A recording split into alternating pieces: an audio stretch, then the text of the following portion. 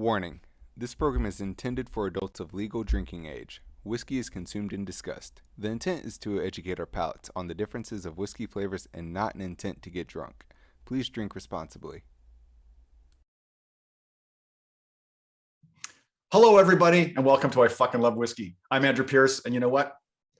I fucking love whiskey. As always, I'm here with Mr. Joseph Limbaugh. It's me. I'm in one of the boxes near Andrew, as usual. And as usual, I fucking love whiskey. And also, as usual, we are joined by a guest. I'm really happy to have Jon Carr with us. He's a good friend of mine. I've known him for years from Atlanta. The artistic director at Second City. That's your official title, right? Artistic director, executive producer. Executive producer. Okay. Yes. Yeah. So that's the Second City term. But I also fucking love whiskey. So what are the chances? There's a conjunction of stars today. It just worked out that way. It just, yeah, a rare conjunction. You can see in the corner the four whiskeys we're going to be tasting today and approximate times we'll be tasting those. We can't guarantee we're going to hit those times, but you can scroll ahead if you're watching this after the fact on YouTube. Let's get started with our first whiskey because that always starts conversation going better. The first one here is Scapa. This is the other distillery on Orkney, the one of the most northern islands off the coast of Scotland. There, the Scapa Distillery, really, really close to Highland Park. Like you could probably throw a stone. No, you'd have to be a pretty strong person, but you can certainly stroll over I there. don't think I've had anything from Scapa. I think Thad was saying that before the show. You've never had anything from Scapa, right, Thad? Or is that true? Yeah, I hadn't even heard of the distillery until today. Actually, there are two distilleries that we'll be tasting today that I have no clue, no prior thoughts about. That's great. Well, I've had Scapa before, but I've not had Strathisla, which we're going to have a little later here.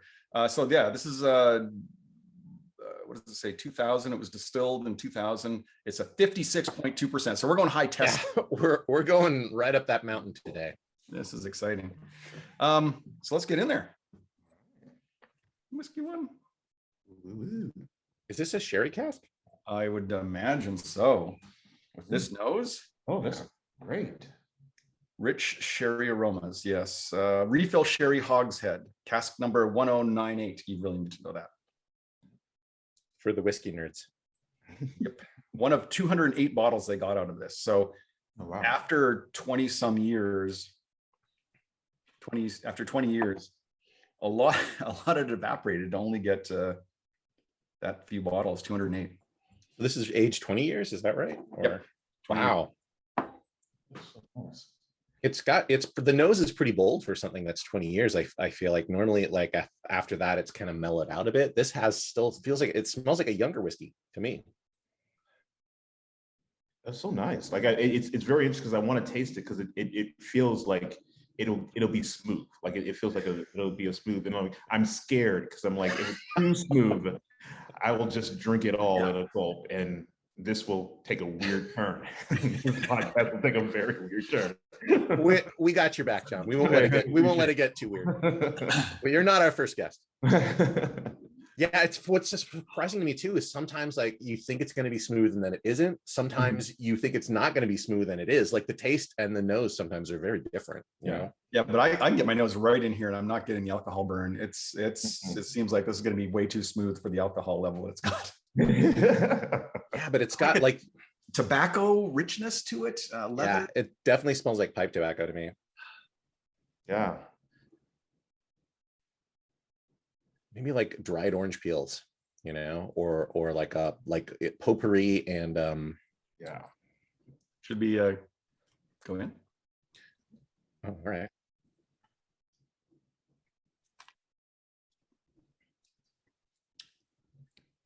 Oh boy. Yeah. Nope, not as smooth as I thought it was going to be, but yeah, that is 56%. No doubt about that. Nope, I see it. That is correct. It's not mislabeled. Wow. Oh, but I mean, I really like the nose. I think it's one of these with like I like the taste, but I think I like the nose a bit better than the taste on this one. Yes. You know? Yeah, absolutely.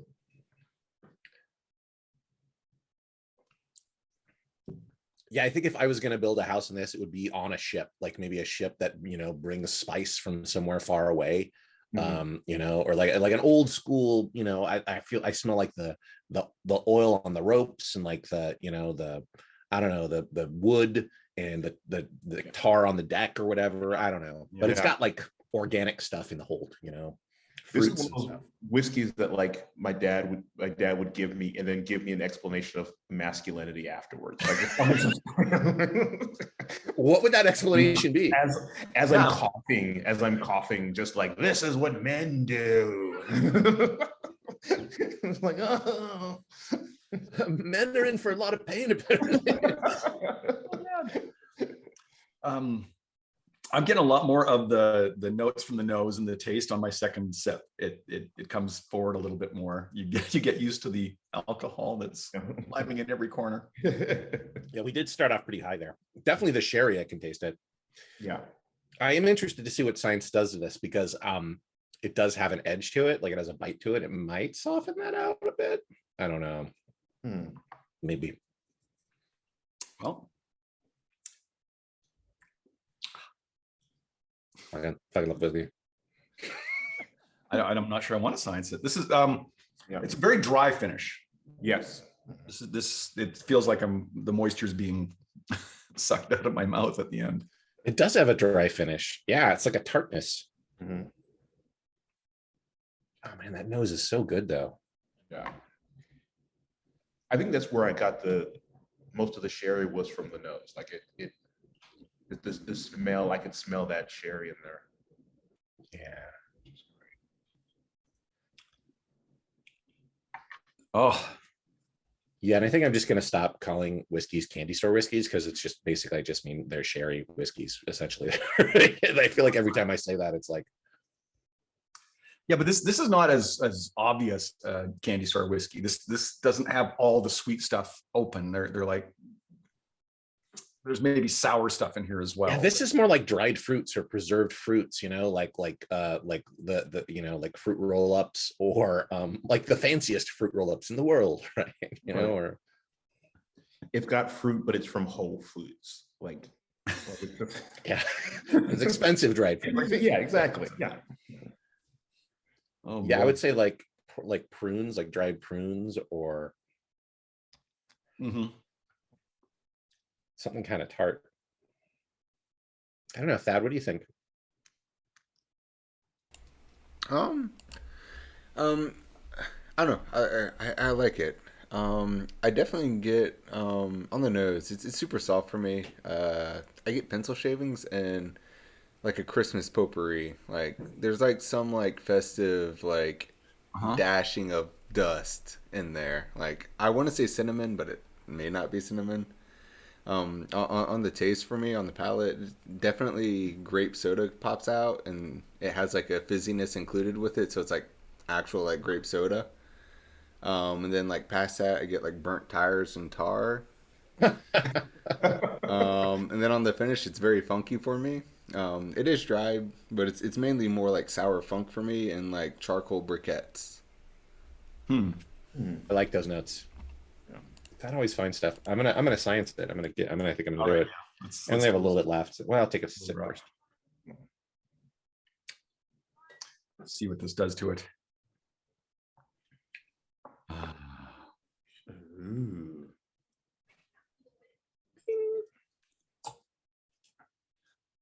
A little bit of a science in there.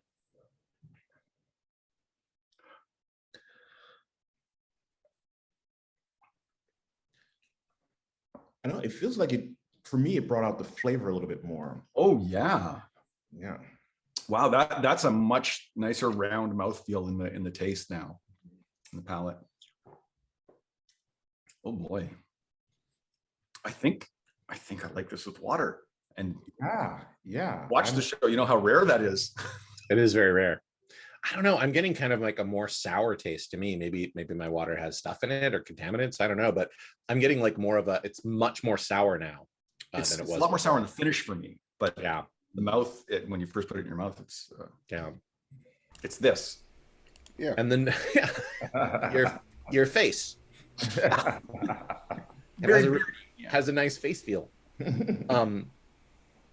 Yeah, I'm not. I don't think I like it with water. The nose, but it's subjective. Like for me, the nose, I don't know. It's like it's not as exciting as it was before, and the taste is kind of sour. But I Yeah, don't know. it feels like it kind of like watered down the alcohol a little bit and just let you taste the flavors that are in there, which I kind of like about that. Mhm.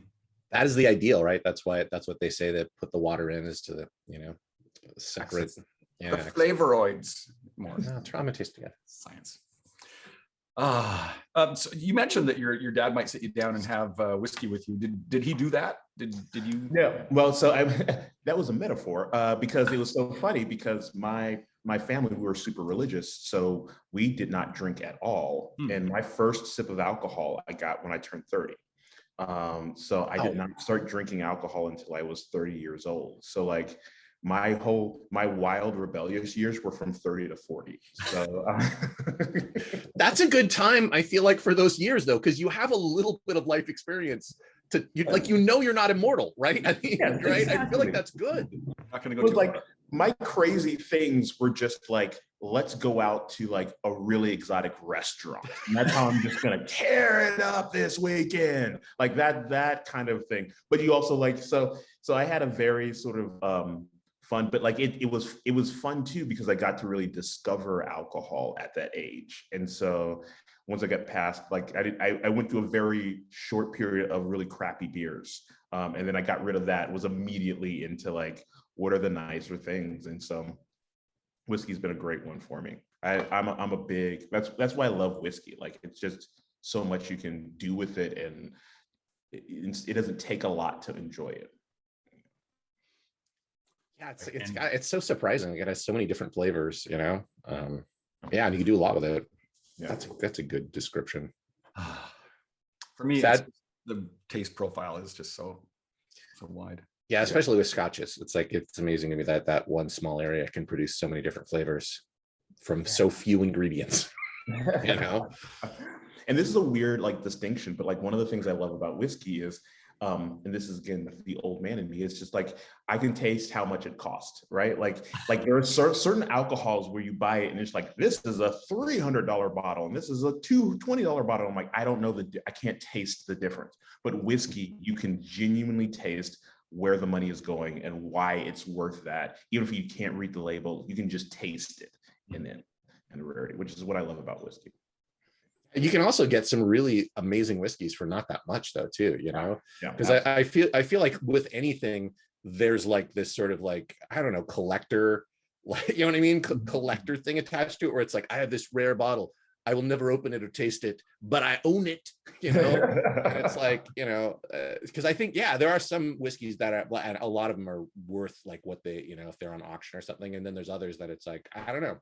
Yeah, I think, they're just valuable because they're rare, and it really it annoys me. It doesn't piss me off. It annoys me on Instagram when I see people that have these great bottles unopened. And it's like, no.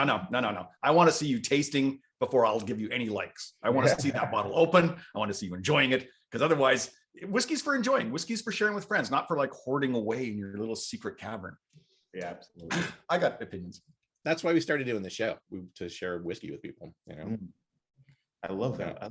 Yeah, it's one of those things that like, even if the person you can't, I don't know, there's something about whiskey where you can sit around with anyone, even if you don't get along, and you can quietly sit there and drink whiskey with them, and you're like, yeah, like silent, like 3 words at a bar, and we spent 3 hours there, and I feel like I know you because we're drinking whiskey. That's great. I love that. I love that. I wish, I could have sat down and drank whiskey with my dad to get through that kind of awkward relationship. My dad drank occasionally port, but mostly it was wine and just like 1 or 2 glasses at dinner. So I didn't grow up with any kind of knowledge of any of this. It was only once I hit university that someone put a Lagavulin, and it was like, what is this fluid? Yeah, my dad drank whiskey, but it was cheaper whiskey, and he mixed it with Coke. So. Well, Joseph, you'll love this story. The very first time I drank alcohol was at a dad's garage New Year's Eve party. And I was like, I'm ready to drink alcohol. I haven't been able to do it my entire life. And so in my head, I'm like, all right, and I said this out loud, and I was like, I'm going to try a little bit of everything so I can figure out which alcohol I like. everyone at Dad's Garage, I said it to everyone. No one said anything. Everyone was like, No, you of course should not. do that, John. You should absolutely. That's a wonderful idea. Great idea. Smart thinking. And that was my first blackout. So yeah. There may be a slight culture of enabling at Dad's Garage for some vices.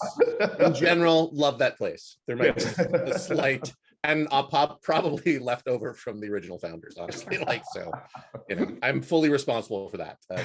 In some level. So. Put a cap on your current whiskey. Going on to number 2 here. We're going on to the Storm-Tossed Sea, which is Abunahaven. It is a 6-year-old second fill red wine barrique. And this is an SMWS, Scotch Malt Whiskey Society. Like SMWS. Yeah. We like Bunnahabhain. Oh, yeah. It's going to be nice. Nice color. This is a nice color. So this is probably a bourbon cask, right? No, red wine barrique.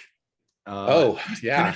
I don't know if it started out in a bourbon. I definitely get that those drier smells on the nose, like the red wine. You know what? I'm on a picnic table, and I'm surrounded by pine trees here, and a flower bed. I feel like I just made that picnic table. Like I just chopped down the trees. I just shaved it. There's wood chips, like cedar wood chips all around me, and pine. Like I haven't stained it yet because this is like fresh dried wood to me. Oh my goodness. It also smells like sand. Like this picnic table's on the beach, I think. Mm-hmm. Yeah, there's some shore breeze coming in. I mean, and that's a Abunahaven signature, is just that kind of ocean smell of the salt water. This is my favorite whiskey. I mean, they could have said about the last one, but this nose is amazing. I haven't even tasted it. This is a terrible, and I apologize for all of your listeners.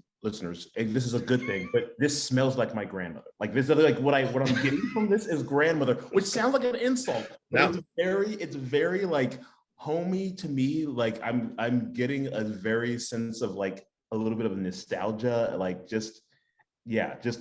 I sense comfort from this. So, yeah. Can you say specifically what it is about your grandmother, or is it just the general idea of the comfort? And it's that idea of, I think it's a little bit, it's that smell. Like it has such a familiar aroma that is, I associate. I think it's that aroma, that specific aroma that I associate with like going to my grandmother's house. And she maybe have drank this whiskey and never told me. But like this specific smell is absolutely what my grandmother smelled like. Miss Sim says Jon Carr's grandmother is a picnic tip. Which I'd be insulted because that means she was going on picnics without me, and that's just very hurtful. But no, this is. I do feel like there is that essence of, especially when I'm nosing a whiskey, of it reminds me of something that I like. It seems like a smell I've smelled before. Yes, but I can't fully place it. It's like it's connecting brain things from like a previous life or something. Like you smelled this when you were a sailor drowning in the Pacific, and it's like you don't remember. Maybe you shouldn't, like it's that sense of like. But it's like, but I want to remember. I want, Exactly. If I was into reincarnation, that's how I would explain this. That in a different life, I was a sailor. Mm-hmm. And that's the smell of this. And that's the smell. Different life sailor. It is called the Storm-Tossed Sea. So. Well, there you go.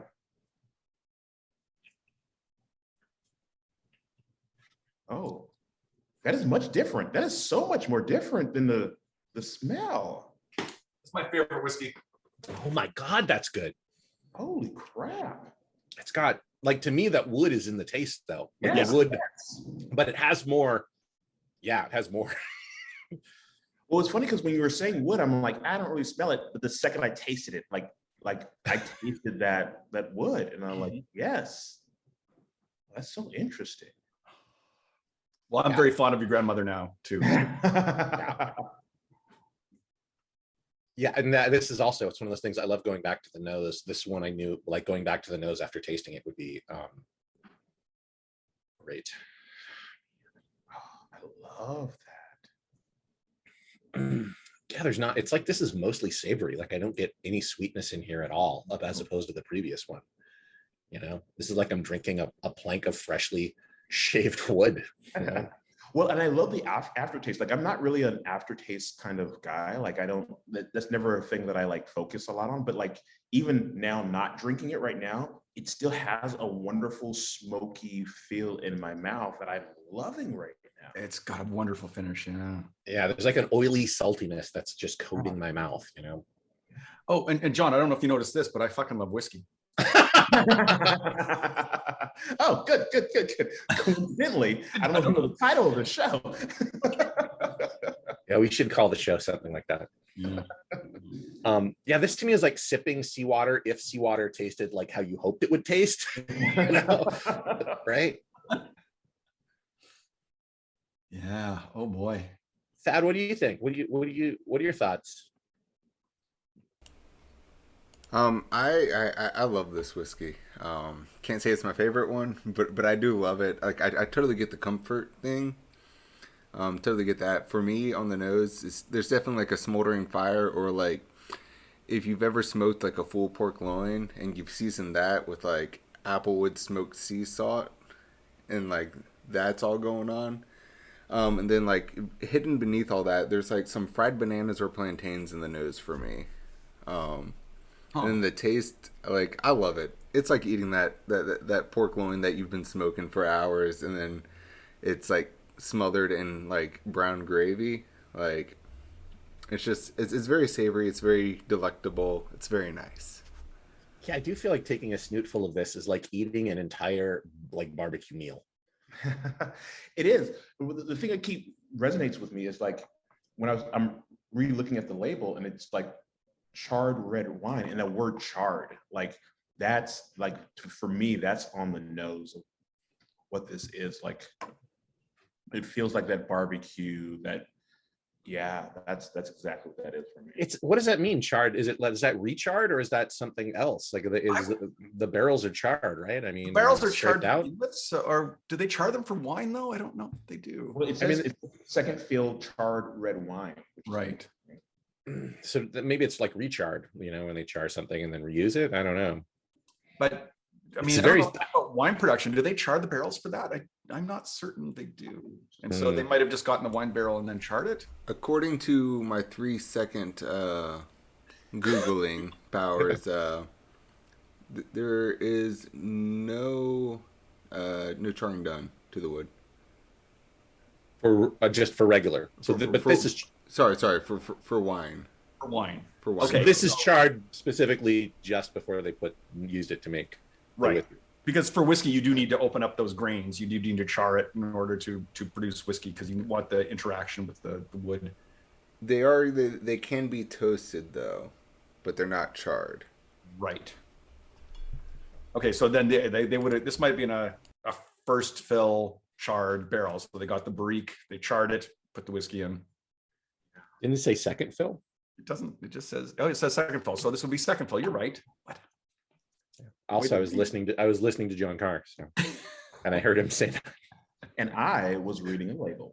So we're all on top of it. We got it. Between all of us, we got it. We got it figured out. Research. Yeah. Now this is SMWS, so that means there's some crazy tasting notes somewhere. Oh, there are. Did you? Is this the one you emailed to me? That's the one I emailed you. The second one. Is that right? Yes, the Storm Trust Sea. Yes, that's the second one. Second email I sent you. See here. Okay, do you want me to read this? Yeah, let's see what they say, what their panel said on the tasting notes. All right, we'll do the smoke of cherry-flavored pipe tobacco was creeping through a web of vanilla, leather, and citrus next to a well-oiled engine going full throttle. Big and bold on the palate, neat like chewing on charcoal glazed with honey or eating Tuscan drunken chestnuts. Roasted and then flambéed with sugar and spiced rum. With the addition of water, well, I'm not going to read that because we haven't put water in it yet. I don't want any spoilers. Okay. Yeah. But I will. I also say I don't want to put water in this though because it's so good as it is. And look at that. Andrew's already put water. I'm gonna do it. I'm gonna have a little more before I do that. I'll let you read the water notes. You read the water notes, Andrew. right now, with the water here, the charcoal comes out a lot more. Hmm. I want to know who got those chestnuts drunk.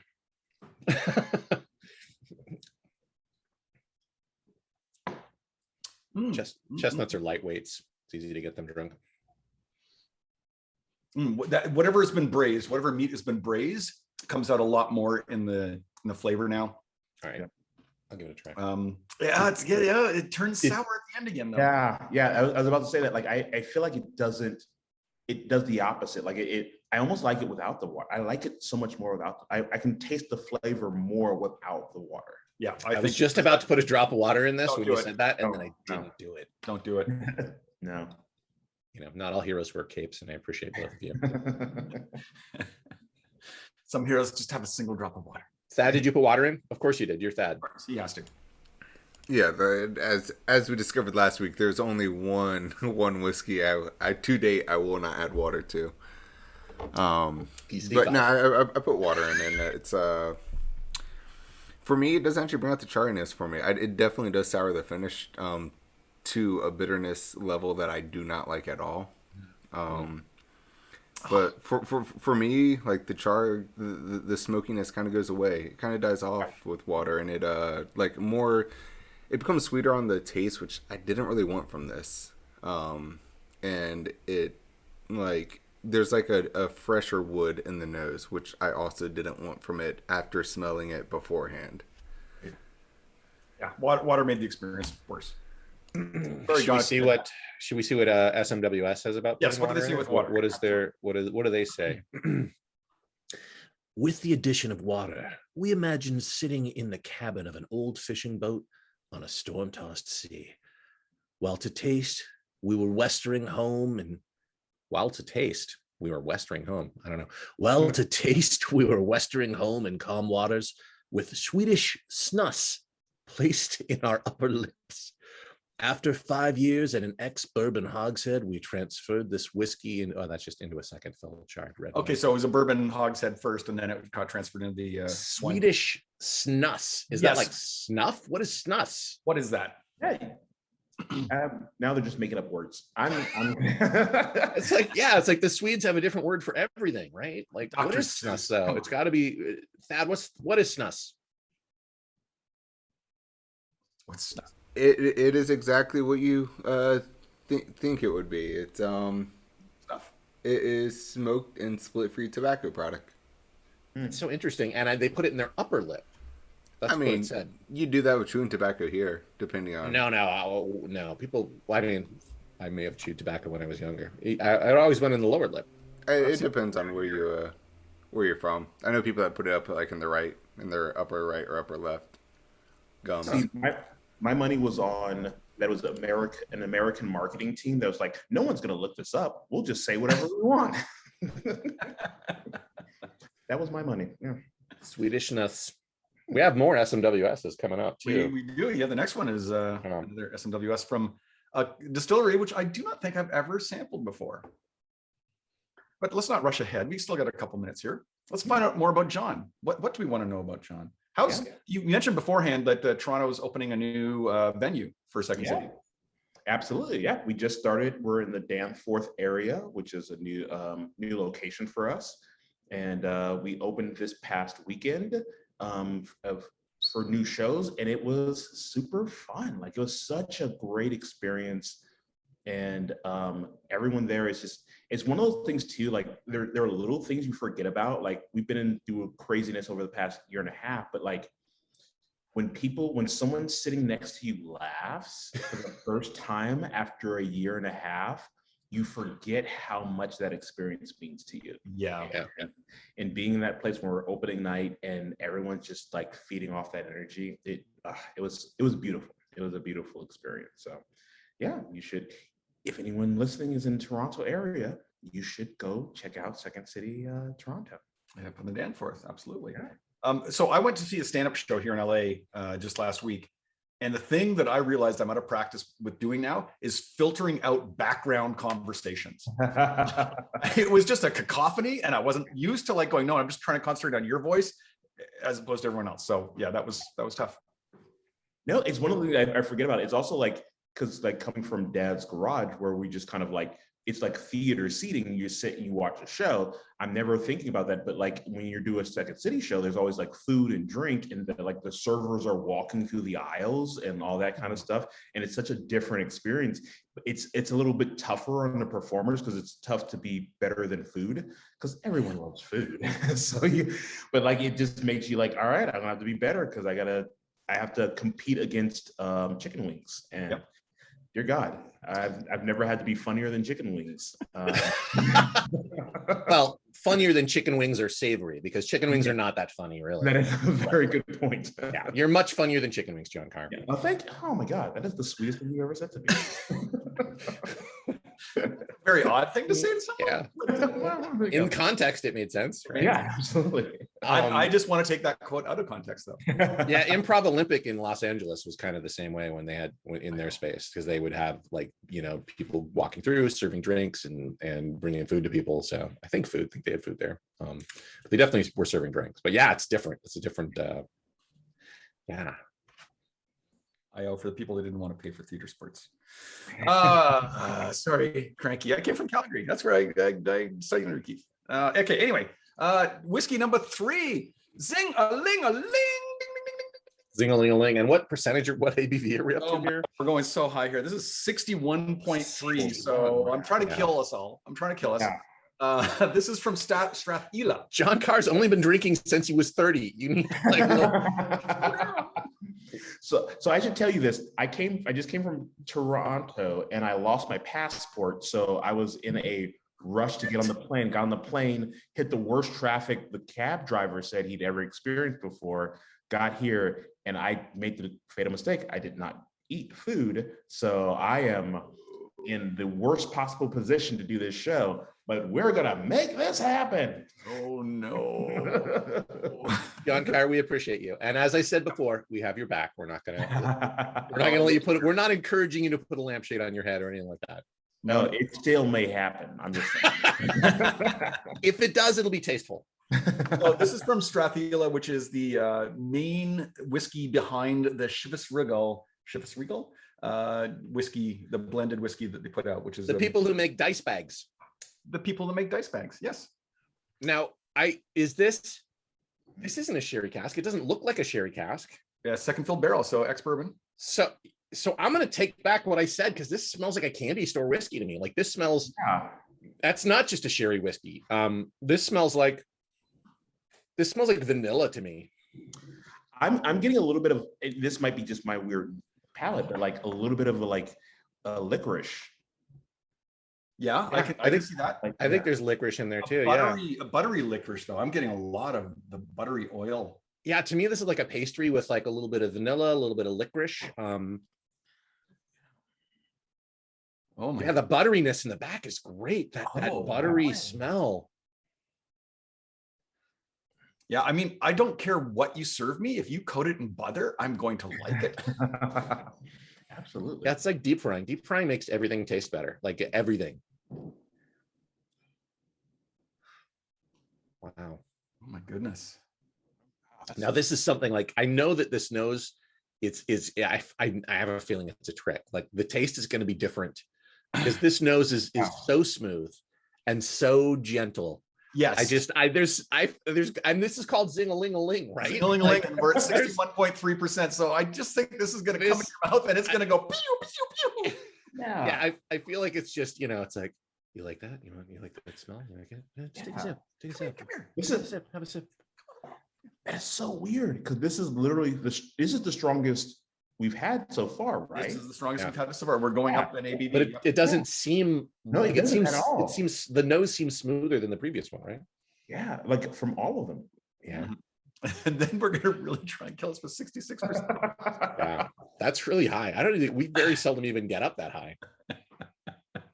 Miss Sim is like, and all right, I think we should probably sip it, right? We should probably get some. I think we should probably go in here. Let's Zingaling.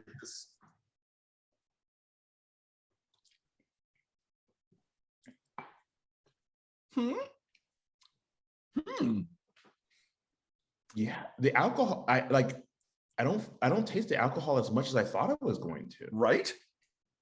You feel it. I feel it in the finish for sure. Oh yes, But the taste, yeah, the initial taste is like still that very gentle, like, you know, and then as it's leaving, it's like, by the way, I slept with your mom, and then it's out. Like, wait, hey! You know, it's like, I thought we were friends. This is the stepdad of whiskeys. Like it's amazing. Yeah, I like it though. Yeah, I do like it. It is interesting. Like the nose, I feel like has. Oh,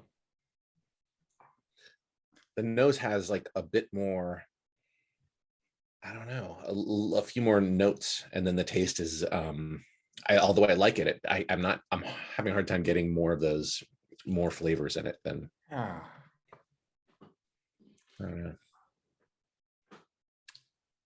Oh, interesting. Yeah, that's an interesting like experience as a whole. Like I'm having a hard time like articulating what I'm tasting, right? Like, yes. Like I could say pear. I feel like it's a very popular thing, and it's definitely, you know, like maybe in there pears like roasted in vanilla or something, but very lightly roasted.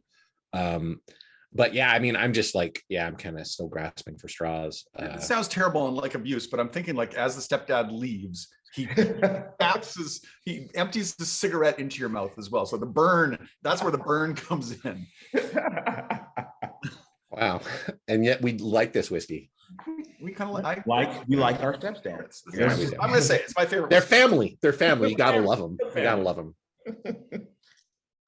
Oh goodness. Yeah, pear, maybe apple. Like I don't like, this is a terrible thing. Like it feels, I want to say wood, but it's such a different wood than like the last one. Like I could nail it down. Like that was 100, but this is such a different type. This is a stained wood. The previous one was freshly cut, maybe dried in the sun. This is stained. Like I taste the you know, the lacquer on this. Yeah. Like my buddy just redid his porch and he wants me to look at it. Like that's what it's like. It's just. Yeah, it's one of the things I love about SMWS is so many of their drinks, so many of the whiskeys that they are just surprising. They're like, what the hell is that? Like, what is that flavor? I think they go for that too. That's their whole thing, you know? They're looking for that. It's so interesting though too. For me, is like I've had Chivas before.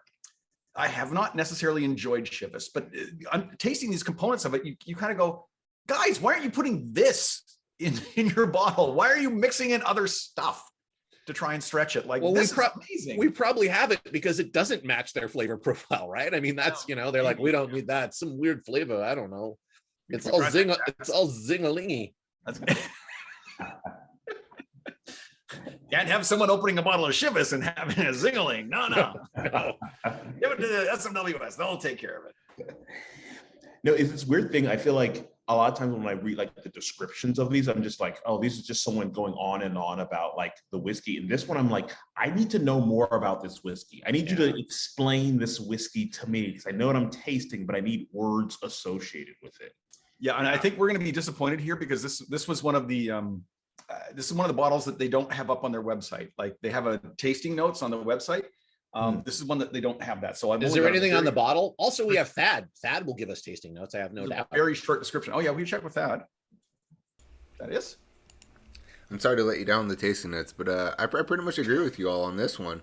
For me, on the nose, it's candy. For me, it's fruit candy. It's buttery. It's delectable. It's delicious.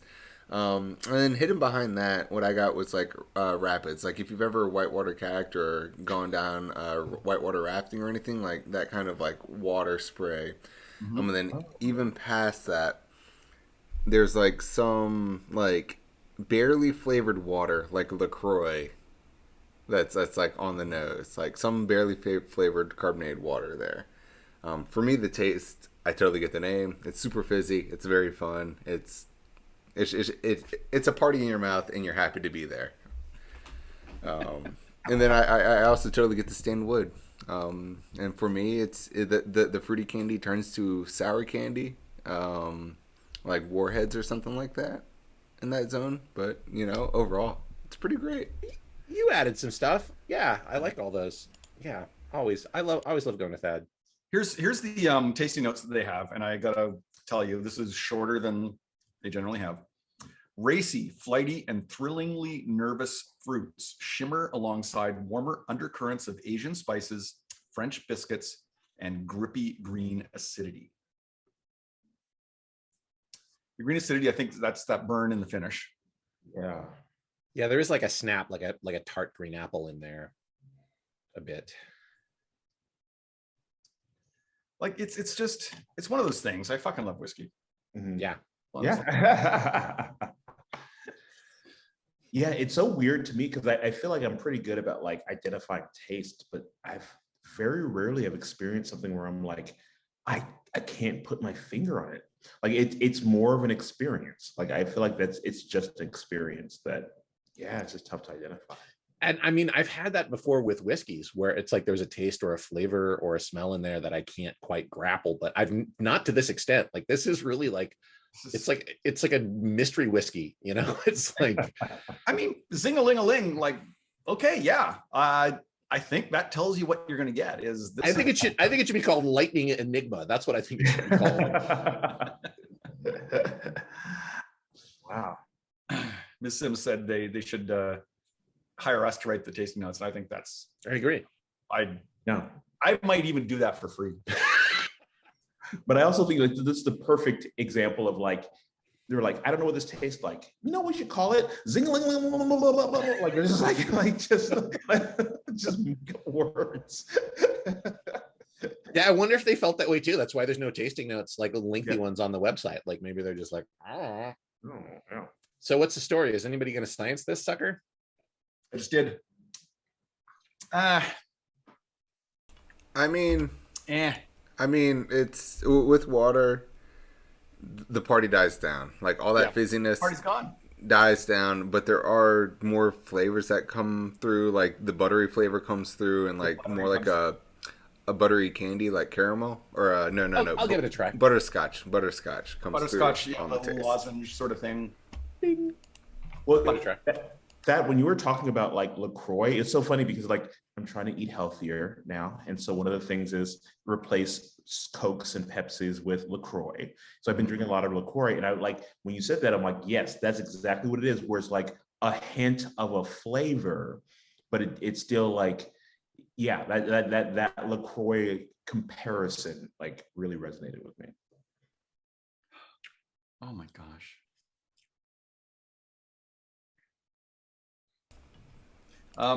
So what got you into improv to begin with, John?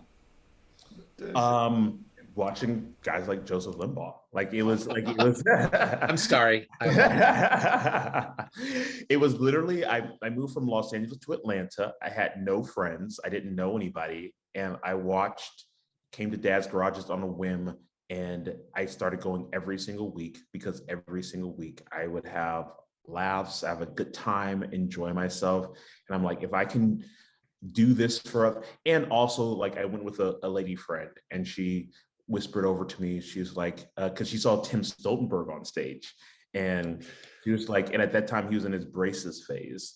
And she just whispered to me, she's like, yeah, I'd have sex with that guy. Like out of the blue, like no explanation or anything. And so I'm like, well, then I have to do improv now because I'm like, clearly it's working. I thought she was going to say, you're funnier than that guy, but that was what I was expecting. That's before I started taking classes. And I'm like, boom, taking classes. And you know what? Improv has not gotten me laid since after 20 years. Well, to be fair, I think any of us would have sex with Tim Stoltenberg. He's that's very true. But only his onstage persona. In real life, he's not as like charismatic, but on stage, yeah, just wonderful.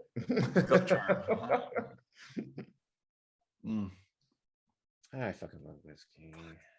It's unbelievable. This is unbelievable. I don't mind this with water. It's not. Yeah, I liked it better without, but I liked it better without. It was more of the party.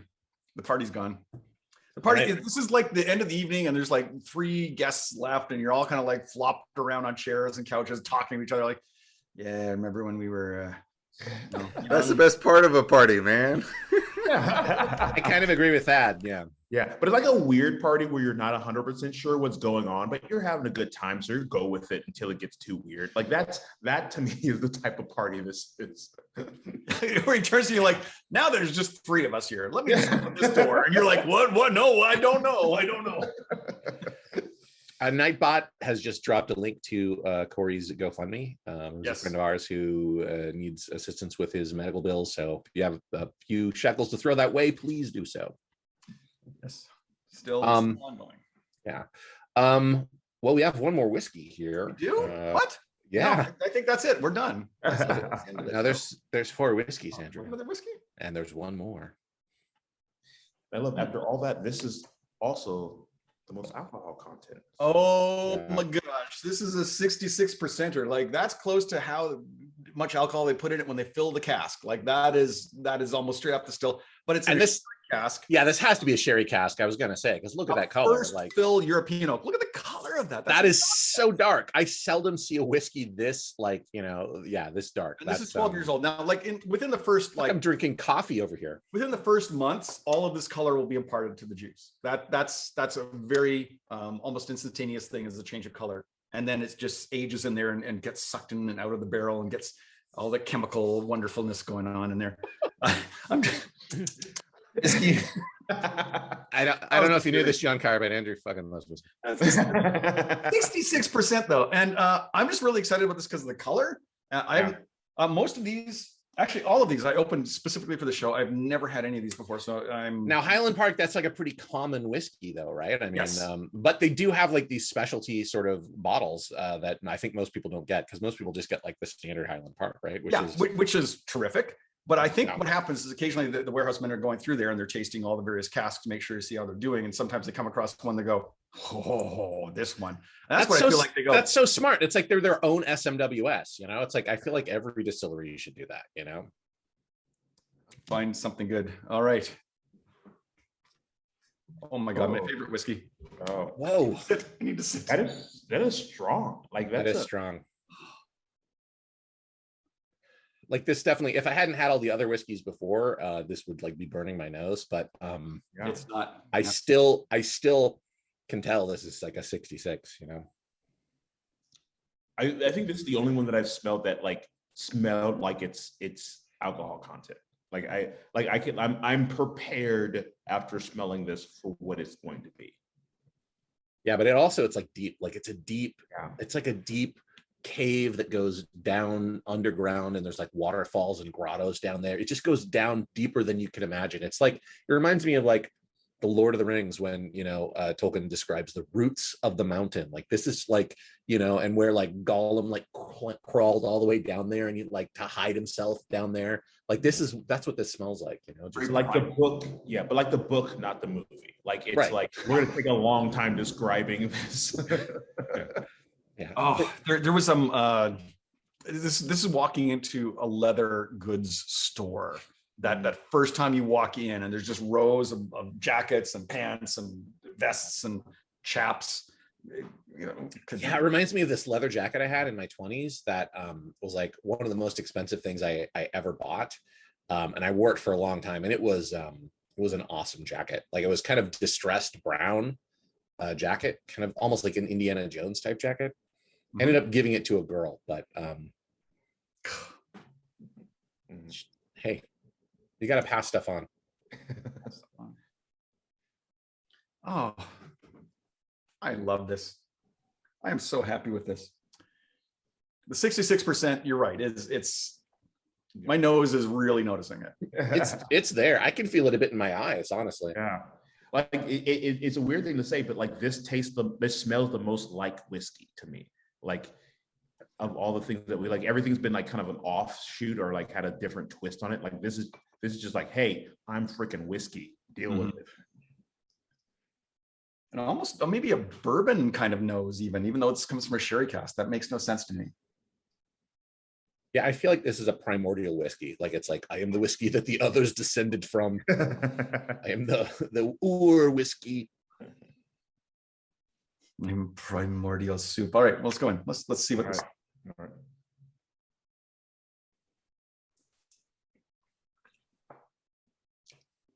Oh man. Oh boy. Oh, wow. Forget about it. I feel it. Ooh. It's hot. I feel like that has altered the composition of the inside of my mouth on a chemical and organic level in a good way. Oh my goodness. Wow. Ooh.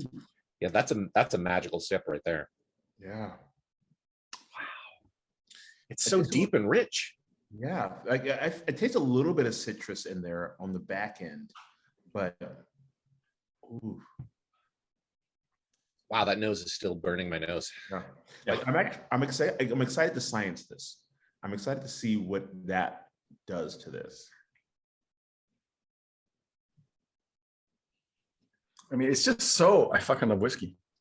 I feel like this is like concentrated, like that sherry cask sort of flavor. Like to me, it's just like, it's like if you before, you know, they talk about distilling, you know, and how you get something like to its purest form. Like this is like the quintessence of sherry cask. It's so strongly has those flavors in it. I mean, it's so much so that it's not sweet almost, you know. It's almost not sweet. It's you know, since we've all started cooking a lot more in the pandemic, it's a reduction. This is something where you've taken red wine and some others thing, and you've just reduced it, and it's like the sweetness is there, but it's also the savory little bit of on it, and it's still just right out of the saute pan, so it's burning your tongue. It's really hot. It's like a whiskey sauce. It's like I'm sipping a whiskey sauce out of a pan. Oh, you know, I can imagine this drizzled on your favorite food, and you'd probably dig it. Yeah, this like you could. I feel like this would like. I know this isn't true, but I feel like I could just pour this over some prime rib, and it would like slowly drip out, like not like pour like liquid, and it would be like, oh, this is a delicious sauce for the prime rib. And I'm getting a little bit of the hickory wood on the back end. Like that's the thing that I'm kind of identifying after I kind of take a second and just let it ruminate a little bit, which I'm surprised about. But like it's definitely, I don't know, it's so strong that there's almost not a back end a little bit, where it's just like the back end is not as distinct as I have with the other whiskeys. Yeah, like the back end is more feeling than flavor. Yeah, I would agree with that. Yeah. And it could be because it's so big up front, but any other whiskey with this kind of finish, you'd be going, look at this finish, it goes on for miles. And this one is just like, you can't see it. The tsunami's wiped you out. Thad, what do you think? What's your story, Morning Glory? I don't do this often, but this is my favorite whiskey. Yes. Yes. It makes me so happy. I absolutely love this one. This is, I mean, I love all whiskey, but like this one, it's, you know, a lot of people give Highland Park some crap, and when they put stuff out like this, it's just like, yeah, no, we can do amazing stuff. But for me, on the nose, like, there's like, right off the bat, it's an old wooden chest, not cedar. It might be oak. It might even be the hickory in the finish that John was tasting, but like it's an old wooden chest. It's very complex. Then past that, I'm getting some mushrooms that are like in loamy soil, or like if you have ever repotted a plant, like that smell of like the roots is definitely there. And then like there's some hidden flavor that I cannot name, and it's annoying me. The closest I could conjure up is a seasoned cast iron skillet, which is a very weird smell, but like towards the metallic end. Yeah, like a little bit metallic, but it's like well seasoned, and it has like, you know, like 100 different meats cooked on it, and like all those flavors are like have melded together to make this unique smell. I would say there's a sense of allspice, like a bit of allspice. Yeah. And then the taste for me, like, honestly, I just tasted it probably like a minute before you asked me, so I don't really have that much on it, but like, it's amazing. I love it. It's very woody. Like, for me, it like gave an experience of like, if you were to walk into an abandoned log cabin on top of a mountain after a storm had just happened, and you're like on a porch and you're looking out and you see all the fog in the valley beneath you. It's like refreshing, but it's like It's old but refreshing. Yeah. Yeah, the rain's made it all anew by the rinse of water. Yeah. It's funny because like I took some water and just kind of rinsed my mouth out and like I want to re-experience this again. And that was the first time when you talked about the metallics. I got a hint of that metallic that was surprising because it's when I was like bracing myself for it, I was able to taste that a little bit more. Oh my goodness. Oh, I really like doing this show. I don't know why. Well, I mean, it's not just the whiskey. It's like I love hearing, from everybody what their experiences are. I love, Thad's log cabin analogy, and yeah, it's just, that's what like Miss Sim is saying. Like, dang, Thad is low key, but when he brings the notes, he brings the boom. Yeah, yeah. I mean, we think this should just be Thad's show, and we just like go along with him. And go, yeah, oh, good tasting notes. I just want to do now a short play festival that's just based on whiskey. Like you have to drink a certain whiskey and then write a short play about it. That's my new festival idea. Fantastic. I'll throw some money at that. Yeah. A little bit. I don't have a lot of money. I'll drink some whiskey at that.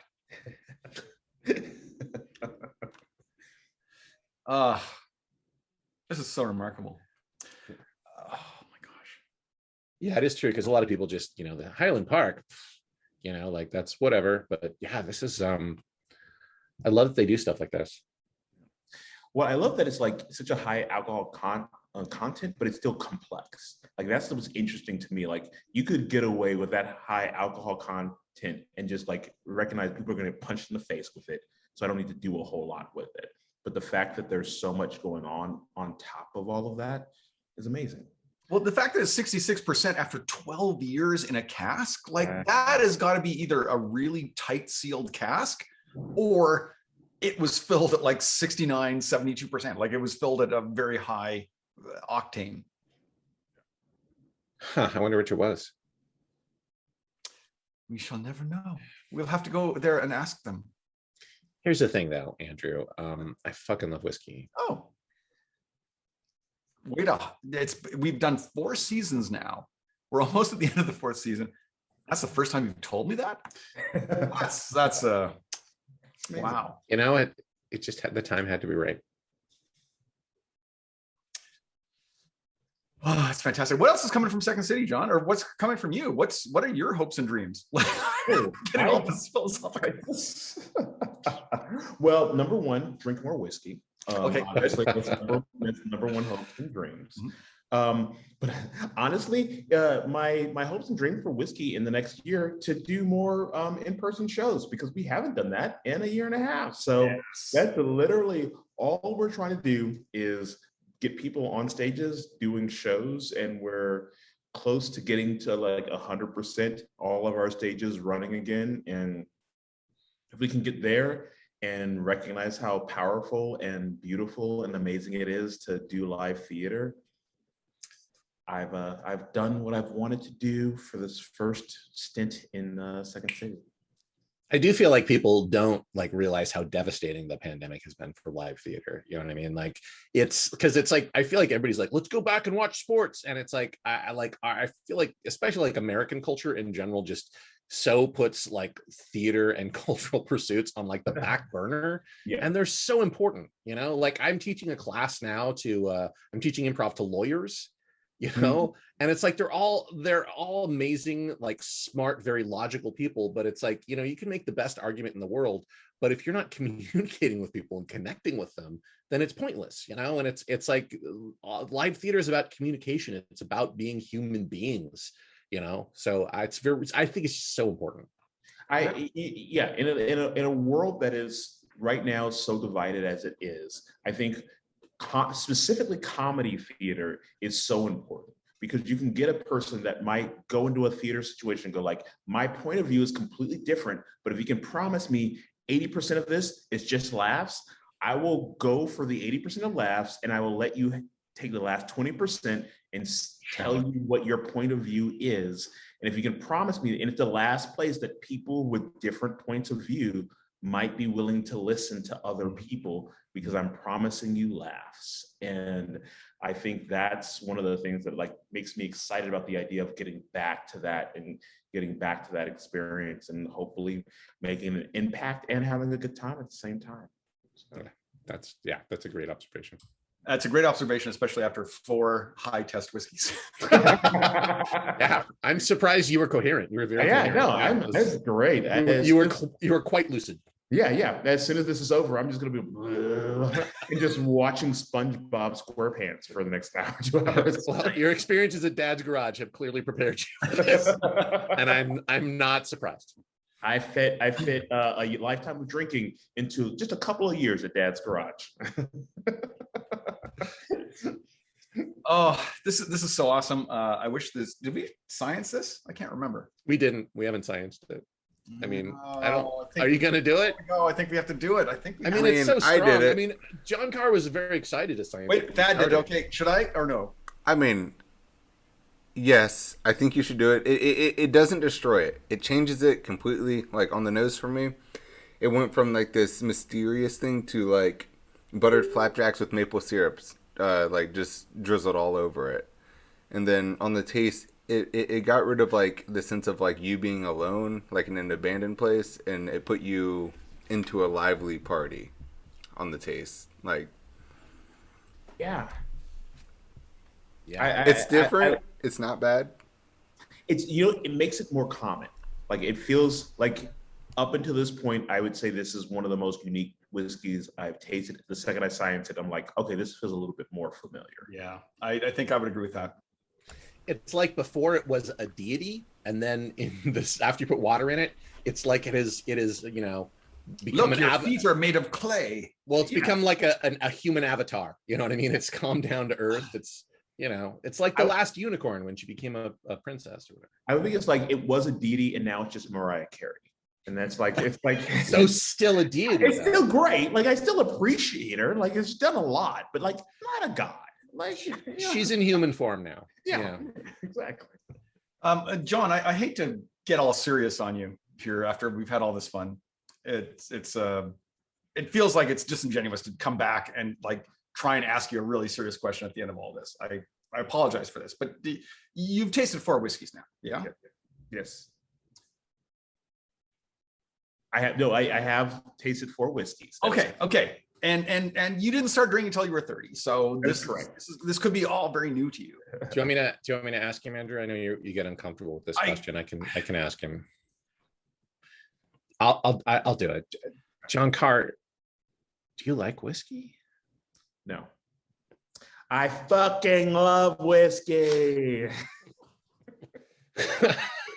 I feel like it's just a marketing, like we're marketing a show that not that many people watch. Like, oh, the old, hey, he said the name of it. It's like I'm an alien and I'm an avatar, right? It's like 66 people this week will be very happy. Thank goodness we're on this Star Trek, right? It's like like during the show when you say the thing. Anyways, thank you to Outside in Theater. Thank you to Thaddeus for being like the key part of the show. Thank you to Geek Filter for doing our graphics. Thank you to Arlo and Alex for doing the music and the pre-roll and the post-roll that comes after the show. And mostly thanks to you, our viewers. We fucking love whiskey. Please join us every week. And number one, thank you, Jon Carr. Man, you're awesome. Yeah, thank you. Thank you, Jon Carr. Thank you guys. This is so much fun. And we will see you next week for our season finale with Kolya trying to outdo everyone else with the whiskey he's going to bring. He's going to shock and surprise us. Join us. Slange about.